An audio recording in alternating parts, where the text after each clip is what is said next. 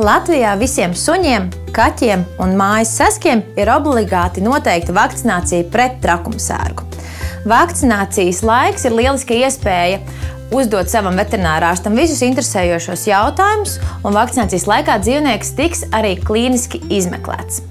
Lai arī ir noteikts ar likumu, ka vakcinācija obligāti ir tikai pret trakumsērgu, es dzīvnieku saimniekiem tomēr iesaku dzīvnieciņu vakcinēt ar komplekso vakcināciju, iekļaujot arī citas infekcijas slimības, kas ir kontrolējamas ar vakcīnām.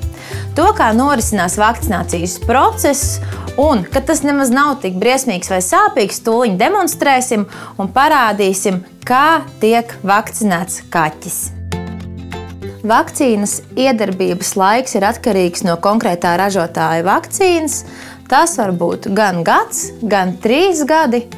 Vakcinēt drīkst tikai klīniski veselu dzīvnieku, tātad tādu dzīvnieku, kam tajā brīdī nav nekādu saslimšanu vai sliktas pašsajūtas, un dzīvniekam ir jābūt arī attārpotam pirms vakcīnas.